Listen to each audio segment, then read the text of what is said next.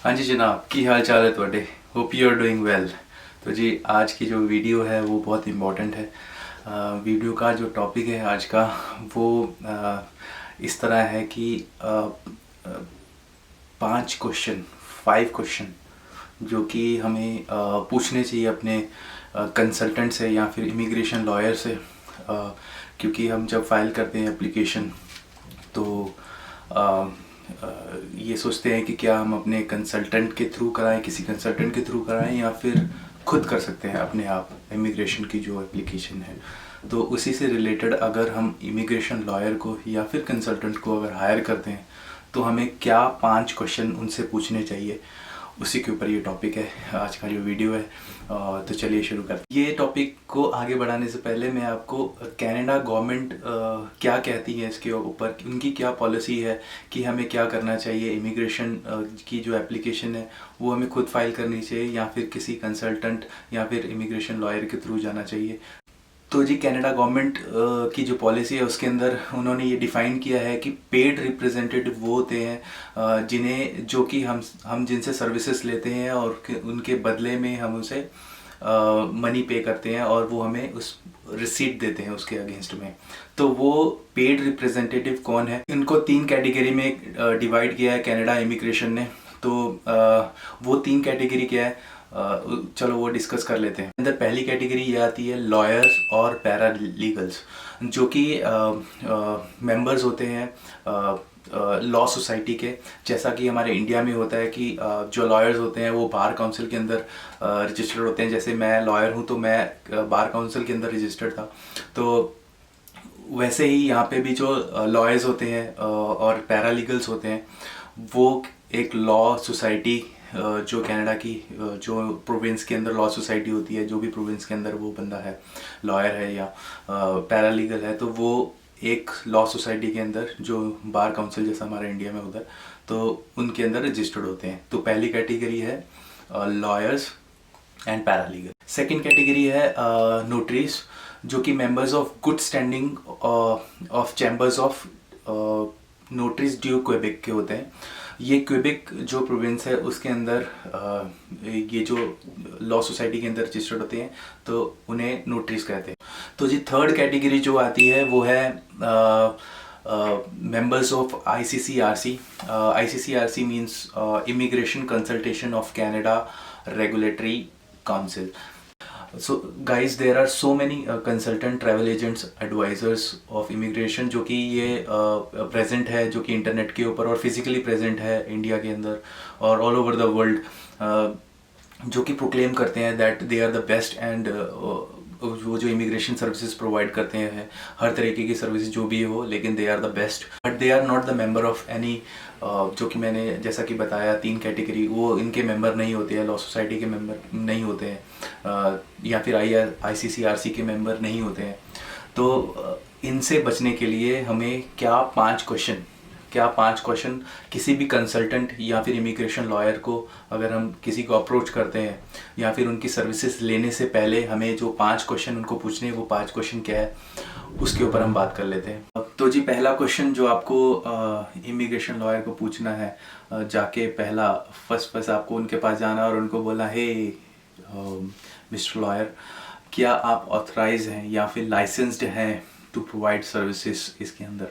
तो आप उनसे जाके पूछिएगा कि क्या आप लाइसेंस्ड हैं या फिर ऑथराइज्ड हैं कि आप ये सर्विसेज हमें प्रोवाइड कर रहे हैं, या फिर वो किसी जैसे मैंने वो 3 कैटेगरी बताई आपको, पैरालीगल या लॉयर्स हैं या फिर ICCRC के मेंबर हैं या फिर नोटरी ड्यू क्वेबेक के अंदर मैंने बताया उसके मेंबर हैं। तो क्योंकि जब आप उनसे ये चीज़ पूछेंगे तो आप ये कैसे पता कर सकते हैं, आप या तो उनसे डायरेक्टली पूछ ली कि आप मेंबर हैं किसी, या आपने देखा होगा उन्होंने बड़ी अपने दीवार के ऑफिस के अंदर लगाया होता है, बहुत सारे सर्टिफिकेट्स लगाए होते हैं, आप वहाँ से पता कर सकते हैं। या फिर आप जो उनका अगर आपको मेंबरशिप नंबर उनको क्रॉस चेक करने के लिए आप प्रोविंस की जो अगर वो लॉयर बता रहे हैं अपने आप को तो उस प्रोविंस के अंदर उनकी लॉ सोसाइटी की एक वेबसाइट होती है, उसके अंदर आप उनका नाम सर्च कर सकते हो। तो आप वहाँ से भी पता कर सकते हैं कि वो मेंबर हैं उस लॉ सोसाइटी के या फिर नहीं। ICCRC की जो वेबसाइट है उसके ऊपर भी अगर वो मेंबर हैं तो उनका एक नंबर होगा, वो नंबर आप डाल के तो जी सेकंड क्वेश्चन जो आपको उनसे पूछना है, आपको ये पूछना है कि hey mister lawyer, do you have experience in specific area, like अगर कोई लॉयर जैसे होता है तो उसका स्पेसिफिक एरिया होता है। फॉर एग्जांपल जैसे किसी का सिविल होता है, किसी का क्रिमिनल होता है, कोई नेगोशिएबल इंस्ट्रूमेंट देखता है, कोई डिवोर्स देखता है, मैरिज के रिलेटेड देखता है, कोई बैंक्रप्सी देखता है। तो ऐसा ही स्पेसिफिक एरिया होता है इमिग्रेशन लॉयर का भी, कंसल्टेंट का भी एरिया होता है। जैसे स्टडी परमिट हो गया, स्पाउस ओपन वर्क परमिट हो गया, रेफ्यूजी की एप्लीकेशन हो गई, या फिर PR की एप्लीकेशन हो गई। तो उसके अंदर आपकी एक्सपर्टीज़ है या नहीं कि आप ये मेरी फर्स्ट एप्लीकेशन ले रहे हो जो आपका एक्सपीरियंस बनाने के लिए। थर्ड क्वेश्चन जो है वो सेकंड क्वेश्चन के बाद आएगा, क्योंकि अगर वो बोलते हैं कि हाँ हमारे पास इसकी एक्सपर्टीज़ है जो आपकी स्पेसिफिक एरिया एप्लीकेशन है, क्या आप मेरे को रेफरल्स या फिर अपने रेफरेंसेस दे सकते हो, लास्ट 6 मंथ्स के अंदर आपने जो एप्लीकेशन फाइल की है सक्सेसफुल हुई है उसकी एक रेफरेंस दे सकते हो, या 2-3 रेफरेंस दे दीजिए ताकि मैं क्रॉस चेक कर सकूं कि आपने वाकई में एप्लीकेशंस की है। फोर्थ क्वेश्चन जो आपको इमिग्रेशन लॉयर से पूछना है या कंसल्टेंट से पूछना है वो ये पूछना है कि क्या आप रिटेनरशिप एग्रीमेंट करते हैं और या फिर अगर आप एग्रीमेंट है तो वो मैं आपका एग्रीमेंट दे सकता हूँ। उस एग्रीमेंट के अंदर आपको वो 4-5 पॉइंट है वो चेक करने हैं।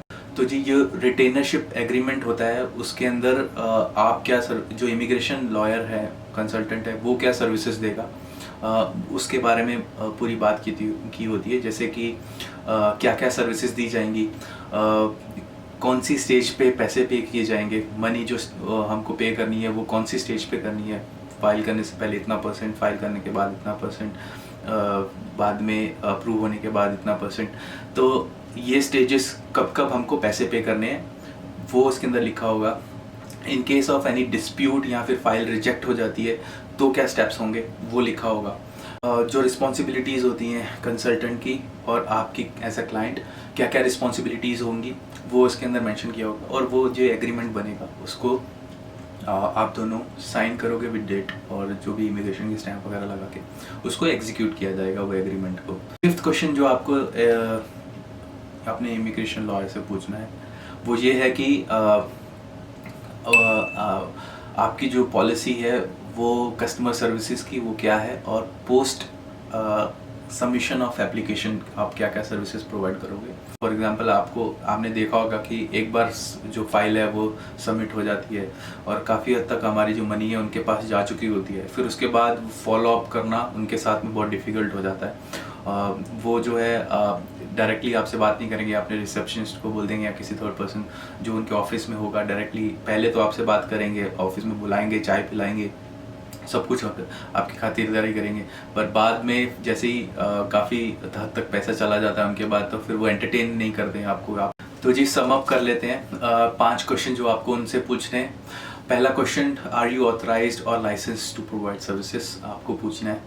दूसरा क्वेश्चन आपको पूछना है कि do you have an experience in specific area, जो कि एप्लीकेशन आप फाइल करने वाले हो उसके अंदर स्पेसिफिक आपका एक्सपर्टीज़ है या नहीं है।